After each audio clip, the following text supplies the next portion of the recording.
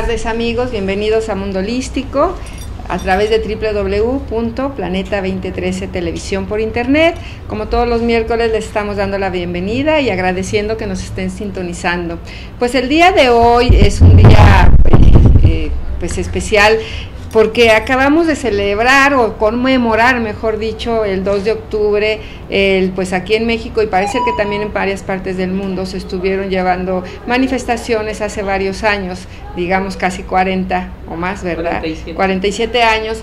En México es un lema que se dice: el 2 de octubre no se olvida, donde muchos estudiantes perdieron la vida, siempre protestando, siempre luchando por un futuro mejor de México o de nuestros países o del planeta. El día de hoy tenemos a una persona invitada del Comité del 68, así se llama su movimiento. Siguen activos, siguen vigentes, porque no nada más lucharon en ese año del 68. Es un programa muy interesante porque, aunque no lo crean, está con nosotros una persona que de viva voz nos va a hablar acerca de ese movimiento, porque siempre, hasta luego hay como un mito, luego creen que se murieron muy poquitas personas, pero como en todas las guerras, en todas las batallas, para que resurja algo nuevo, hay sacrificios, y en este día tenemos aquí en el estudio a una persona que estuvo incluso en una cárcel de mujeres, y fíjense, es una mujer cuando en esos tiempos no había tanta mujer en los movimientos, inclusive en las universidades. Ella es universitaria de la Universidad Nacional Autónoma de México, es egresada de la Facultad de Leyes, de Derecho, estudió para ser abogada, aunque ella dice que ya no ejerció nunca la carrera. Nos va a platicar por qué. Ella es una activista viva y aquí a todo color. Bienvenida. Ella es Ana Ignacia Rodríguez Márquez, la conocen como la Nacha, y dice que a ella pues no le importa que así la llamen, ella ya nos platicará por qué ese alias. Bienvenida a tu programa Mundo Holístico. Gracias, muy amable por la invitación. Yo de hecho te contacto en la conmemoración del 2 de octubre en el monumento a Gandhi, celebrándose precisamente su fecha de natalicio. Que también coincide, ¿verdad? Sí, es muy especial esta fecha porque el personaje para mí más importante sobre la no violencia nace, y la violencia se ejerce aquí en nuestro país por la noche, por la tarde, y realmente nosotros tenemos 10 años conmemorando, junto con los organizadores de la Universidad de Gandhi en la India, esta situación que vivimos ambos movimientos. Inicialmente mi compañero Raúl Álvarez Garín, que el 26 de septiembre cumplió un año de haber muerto. Él siempre programó que teníamos que estar desde hace 10 años, acabamos de cumplir 10 años, en esta celebración que es precisamente por la paz, la no violencia, porque aunque nosotros somos víctimas de esa situación violenta, nosotros no programamos ni pensamos que debemos de actuar siempre violentamente. Al contrario, nosotros nunca promovemos actos que no sean pacíficos. Siempre por la paz, y ahí nos conocimos. Bueno, yo ya a ustedes los conocía de vista en algunos eventos, precisamente allí en el monumento a Gandhi, aquí en México, en el bosque de Chapultepec. Gandhi, su natalicio es el 2 de octubre, coincide, y el tanto que luchó por la paz del mundo. Entonces, pues ustedes siempre han sido unos invitados especiales y que no pueden faltar a apoyar todo lo que sea por la paz. Estuvo muy bonito, fueron actividades, rezos, ceremonias, todo ese día en el monumento a Gandhi, y ahí los contacté, gracias porque aceptaron. Estuvieron otras personas. Ahorita allí en la producción nos pueden buscar desde mi página o en la de el comité 68, ahí en Facebook hay fotografías, incluso en mi Facebook hay fotografías del día de Gandhi que podemos compartirlas para que ustedes siempre han estado presentes. Dices que han estado de 10 años para acá hemos estado. Pero bueno, vámonos ahora lleno a lo que siempre para toda la gente nos ha interesado, el movimiento de 1968 aquí en México. Como todos sabemos, que hasta las personas que no lo vivieron o no nacieron en esos tiempos siempre hemos sabido que el movimiento del 68 fue movido por estudiantes porque siempre tienen la fuerza, las ganas, el ímpetu de pedir un nuevo México, que sea un mejor futuro para todos. Tú que estuviste ahí, también ahí nos pueden buscar en las imágenes de Google, el movimiento del 68 con tu nombre, hay unas fotografías que ahorita se las van a compartir del movimiento del 68, donde tú estás, ahí estás, sí, hasta con tu minifalda, como todos los estudiantes, que incluso creo que hubo manifestaciones para que las mujeres usaran minifalda, como que coincidían en esas épocas. Además, ese año también se realizaron los Juegos Olímpicos en México.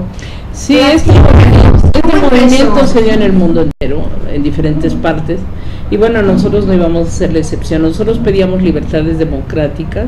Estábamos en una facultad de Derecho que fue muy difícil primero la llegada ahí, casi todos eran hombres y además había mucha discriminación, como la ha habido tradicionalmente sobre la mujer. Y yo digo que si algo fue importante del movimiento estudiantil del 68 fue la participación de las mujeres, de la cual no se sabía mucho, porque si ustedes revisan los periódicos de la época, todos hablan de líderes hombres, de líderes muy importantes conocidos a través del tiempo, pero no se hablaba de las mujeres. Y nosotros fuimos, mi compañera Roberta Avendaño Martínez, la Tita, y Ana Ignacia Rodríguez Marclanache, así es como salimos en el libro de La Noche de Tlatelolco, de Elena Poniatowska, que es uno de los más conocidos. Elena nos fue a entrevistar a la cárcel de mujeres. Teníamos 23 años, bueno, yo tenía 23 años, yo venía de provincia, yo soy de Tasco Guerrero, y quería estudiar Derecho para poder ayudar a la gente más desprotegida que yo conocía en mi niñez allá en mi tierra. Y la idea fue venir a estudiar Derecho para hacer un lugar popular que pudiera ayudar como un bufete jurídico gratuito. Desgraciadamente, pues las cosas no se dan como uno las sueña, como uno las piensa, y yo participé en el movimiento al ver que realmente mis compañeros habían sido agredidos. Este movimiento es muy conocido, el de México, por la lucha que se dio, pero más que nada es conocido en el mundo entero por la masacre que se dio el 2 de octubre. Desgraciadamente el 2 de octubre es como señala el movimiento estudiantil del 68, y no solo fue eso. El movimiento fue 3 meses que tuvieron de todo, fue un movimiento hasta lúdico. Como tú dices, las compañeras y los compañeros estábamos en la lucha de reivindicar, ¿no?, a la juventud en ciertas cosas, y pedíamos ciertos derechos que se nos negaban. Entonces, por ejemplo, estábamos imbuidos con el movimiento hippie, con la guerra de Vietnam, con la revolución cubana. Entonces estábamos en un clima de querer que se nos dieran las libertades democráticas aquí en México. Entonces nosotros vamos a una marcha, por todo el mundo es conocido cómo se inició, no voy a repetir eso, pero el 26 de julio es cuando por primera vez veo yo personalmente que agreden los granaderos a los compañeros, que hay heridos, y nosotros decimos qué vamos a hacer, y nos lanzamos a nuestra facultad. Y en nuestra facultad fue cuando nos juntamos en un auditorio, ahí en la Facultad de Derecho, el auditorio Josep Erloquitor, y de ahí fue que se conformaron los primeros comités de lucha, dentro de los cuales surgió el Consejo Nacional de Huelga. Y Roberta Avendaño fue una de las líderes, eran 3 líderes de la facultad que fueron líderes del Consejo Nacional. Entonces ella, como mujer, verdaderamente tuvo un papel muy destacado, porque además era una mujer que ya había sido normalista, era maestra normalista, y daba clases, y estudió Derecho, y siempre fue muy combativa, participó en el movimiento de maestros, fue golpeada en el movimiento de maestros, pero no fue detenida, y en el 68 pues es una mujer muy representativa, y yo no formo parte del consejo, sino yo formo parte del comité de lucha de la Facultad de Derecho, y ahí nos detienen por nuestra participación política. Hubo 200 y tantos hombres presos en Lecumberri, cárcel de hombres, famosísima, sí, muy famosa. Y a las mujeres que nos metieron solo fuimos 2 estudiantes, Roberta y yo. Y nos llevan a cárcel de mujeres, pero el problema es que no era una cárcel política, o sea, fue una cárcel de mujeres presas comunes, que sí habían cometido delitos, ¿no? Y las delincuentes, entonces, para podernos criminalizar de esa forma nos pusieron alias, ¿no? Entonces, ellos lo formaron esto, el gobierno, porque yo me llamo Ignacia, mi diminutivo es Nacha, y Tita, Roberta Tita, pues entonces ellos nos pusieron el alias La Nacha y La Tita, como para criminalizarnos y decir, estas son delincuentes que tienen que estar en una cárcel de este tipo. Eso fue uno de los primeros crímenes que cometieron, porque nosotros nunca hemos cometido ninguno de los delitos que nos acusaron. Y nos acusaron de 10 delitos, 8 comunes como robo, homicidio y otros más que de verdad nunca pienso cometer ni en los últimos años de mi existencia. Pero se los adjudicaron. Y nos los adjudicaron porque era una consigna política. Y nos pusieron 2 políticos, que fue sedición e incitación a la rebelión. No, ya con eso pues adentro de la prisión. Y nos hubiéramos quedado los años. Lo que pasa es que esto era una cuestión política, nos sentenciaron a 16. A 16 años. Lo que pasa es que como esto es una consigna política, una cuestión política, pues cuando cambia el gobierno de Díaz Ordaz y entra Echeverría, que era lo mismo, así de lo mismo, era lo mismo. Pues nos tuvieron que liberar, porque a donde iban, a las plazas que iban a hacer su campaña, les pedían la libertad de los presos políticos, ¿no? Entonces, la primera que salimos el 4 de diciembre del 70 fue Adela Salazar de Castillejos, que era una señora, también abogada, pero ella era defensora de obreros, que no tenía por qué haber estado en cárcel de mujeres por el 68, sino que cuando el ejército entra a Seúl, el 18 de septiembre, que se viola la autonomía universitaria, ella y su esposo, otro defensor de derechos, van a la universidad a buscar a sus hijas, que sí participaban. Y oh sorpresa, el ejército entran, pero ya no los dejan salir.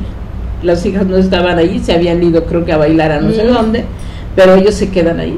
Y bueno, los hubieran liberado, pero en ese entonces Fidel Velázquez, que era el líder charro de los obreros, pues los vio y dijo, aquí se quedan. Y los dejó y se quedaron los 2 mismos años que nosotros. Doña Adela desgraciadamente acaba de fallecer, una mujer muy capaz, abogada, defensora de obreros toda su vida, y que no se le ha hecho el reconocimiento que se le debe de hacer. Estamos en eso. Roberta pues ya murió hace 16 años por problemas de salud fuertes, pero ella vivía ya en Colima y venía a las marchas del 2 de octubre en silla de ruedas y con tanque de oxígeno, pero porque venía, su problema, o sea, siempre siempre presente. Bueno, pues nos vamos a ir a un corte y regresamos con esta charla tan interesante. ¿Cómo no? Gracias.